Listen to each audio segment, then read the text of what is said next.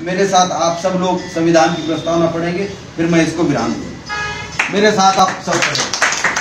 भारतीय संविधान की उद्देशिका, मेरे साथ कहो, हम भारत के लोग भारत को एक संपूर्ण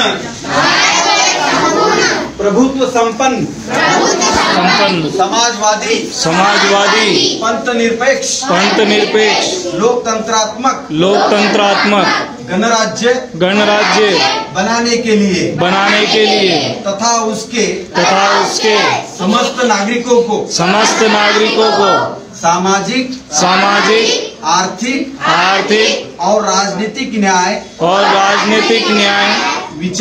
विचार अभिव्यक्ति विश्वास धर्म और उपासना की स्वतंत्रता प्रतिष्ठा और अवसर की समता प्राप्त कराने के लिए तथा उन सब में व्यक्ति की गरिमा और राष्ट्र की एकता और अखंडता सुनिश्चित करने वाली बंधुता बढ़ाने के लिए दृढ़ संकल्प होकर अपनी इस संविधान सभा में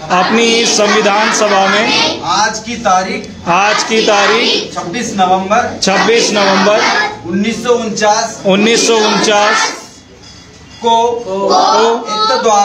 एक द्वारा इस संविधान को अंगीकृत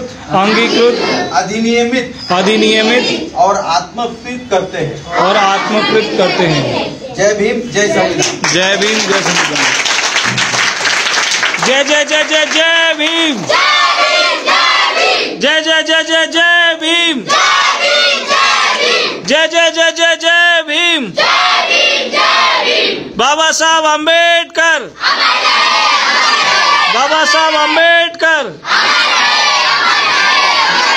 जब तक सूरज चांद रहेगा,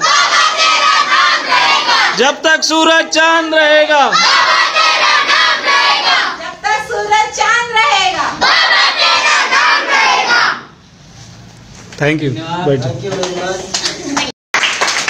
भारत इसी से बनेगा।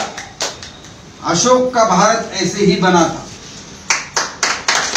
अशोक के भारत में 60% लिटरेसी थी। आज हमारा टोटल लिटरेसी रेट है 65% समथिंग, और अशोक के भारत में 60% टोटल लिटरेसी था और महिला के शिक्षा का विशेष ध्यान दिया जाता। अभी मैंने परसों ही एक रिसर्च पेपर पढ़ा था। तो अशोक का भारत ऐसा था।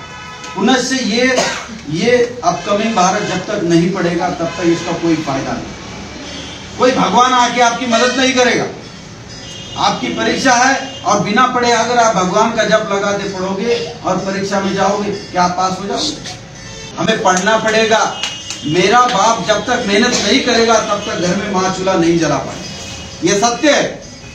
तो इसलिए साथियों, माँ सावित्री को, ज्योतिबा फुले को, बाबा साहब को, कांशी राम को, सबको याद करने का मतलब है हमें पढ़ना पड़ेगा।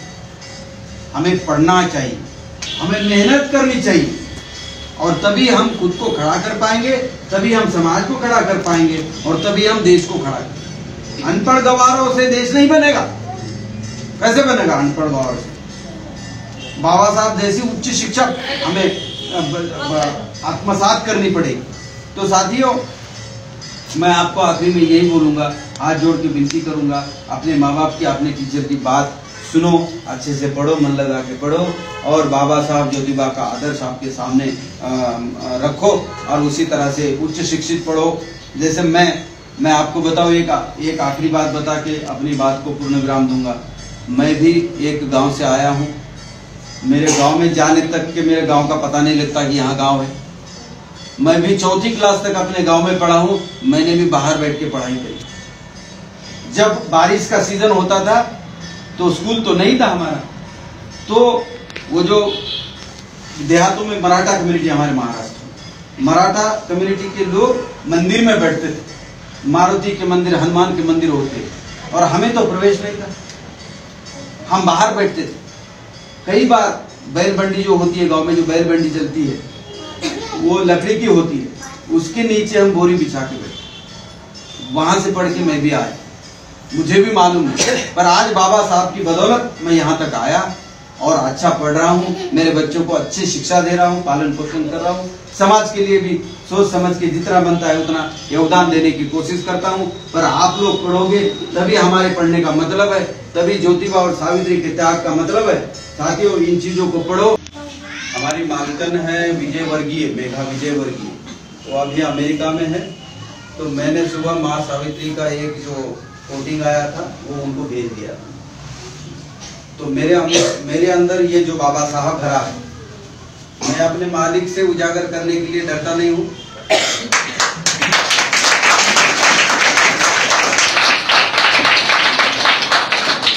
इतना विश्वास आपको आपके अंदर पैदा करना है कि चाहे सामने कोई भी रहे, मैं ज्योतिबा फुले का नाम भी लूंगा, माँ सावित्री का नाम भी लूंगा, बाबा साहब का भी लूंगा।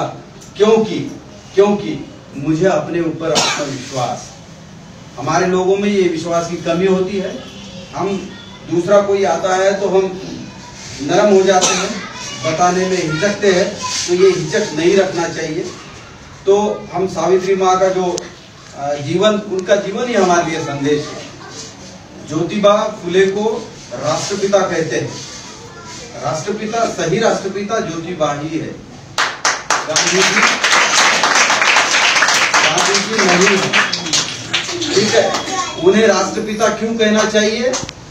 भारत देश का अगर आप इतिहास देखोगे, भारत देश का अगर आप इतिहास देखोगे तो बहुजन समाज को और सारी स्त्रियों को, बहुजन समाज को, 85% समाज को और स्त्री जाति को, स्त्री चाहे सवर्ण हो, पंडित हो, वैश्य समाज की हो, क्षत्रिय समाज की हो, लेकिन उसको भी पढ़ाई लिखाई बंद थी। तो शूद्रों के साथ स्त्री थी, शूद्रों के साथ 85% मूल निवासियों के साथ स्त्री भी इंक्लूड थी। कोई ब्राह्मण स्त्री को पढ़ने का अधिकार नहीं था। ये ब्राह्मण स्त्री को भी ये बात समझनी पड़ेगी। उसके पैर में जो बेड़ी लगी थी, ये देखा आपने, पढ़ाई बंद तो सारा जीवन का सत्यानाश। ये आपको समझाया नितिन सर ने, समझ गए ना? एक विद्या नहीं है तो कुछ नहीं है, जीवन कचरा है। ठीक है, तो ये 85% समाज को जब शिक्षा बंद करी थी, उसके साथ स्त्री को भी बंदी थी, समझ रहे आप? तो उस बंदी को उठाने के लिए इत्तेफाक से अपने देश में अंग्रेज आ गए और अंग्रेजों ने शिक्षा खुली कर दी। भारतीय समाज का पहला शूद्र पढ़ा वो ज्योतिबा थे, और ज्योतिबा ने शूद्रों के लिए पढ़ाना चालू कर दिया। शूद्र माने ओबीसी, और सवर्ण महिलाओं को कतई ये समझने का बिल्कुल अधिकार नहीं है कि वो, उनकी हालत शूद्रों से अलग नहीं है, कतई नहीं है, बिल्कुल नहीं।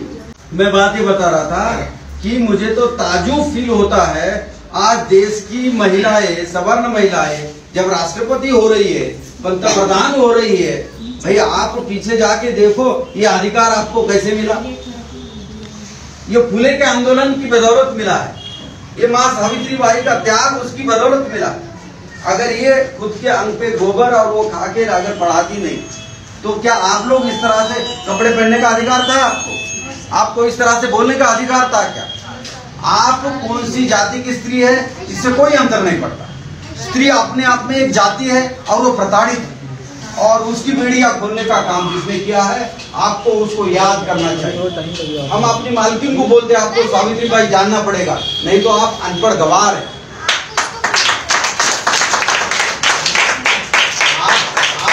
आप कितनी भी बड़े बन जाओ, आप कितनी भी बड़ी हो जाओ, पर आपके अधिकार थे क्या घर में? नहीं थे। स्त्री को कोई अधिकार नहीं था, घर में कोई अधिकार नहीं था स्त्री को।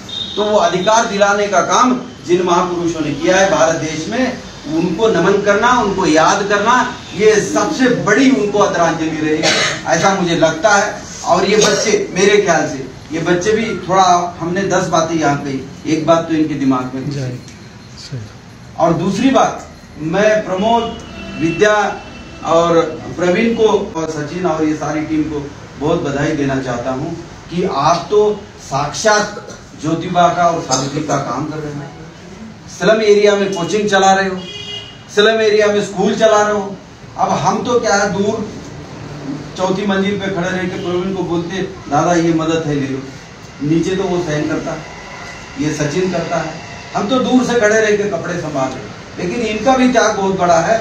और सबसे बड़ी बात है, मैं मैडम सुनीता और बाकी जो टीचर्स है उनका भी मुझे बहुत अच्छा लगता है कि वो इन परिस्थितियों में झगड़ के थोड़ा जो भी हम मुआवजा दे पाते हैं हम लोग उतना लेके वो यहाँ पे बहुत ही अच्छा काम कर रहे हैं। और सावित्री बाई और ज्योतिबा को सबसे बड़ी आदरांजलि यही है कि हम स्लम के बच्चों को पढ़ाएं।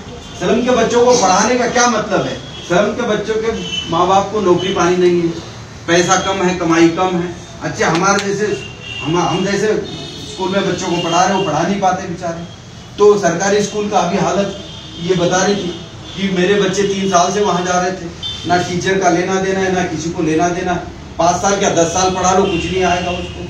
तो हम वो जो सिस्टम का जो लीक है, सिस्टम का जो गैप है, वो भरने का कंसेप्ट पकड़ के हमने इस चीज को चालू किया था। जैसे प्रवीण भाई ने शुरू में बोला कि सर कंसेप्ट जो ये संकल्प चला था उसके साथ शुरू में था मैं, पर अब मेरी नौकरी थोड़ी बड़ी है, जिम्मेदारियां बड़ी है, मेरा मन तो है लेकिन मैं बहुत ज्यादा टाइम नहीं दे पाता हूँ, उसका मुझे गिल्ट भी आता है। लेकिन जैसे बनता है टाइम का और बाकी सहयोग करने की कोशिश करता हूँ। पर ये मैं आखिरी में आपको बताऊं, यही और यही राष्ट्र के निर्माण का काम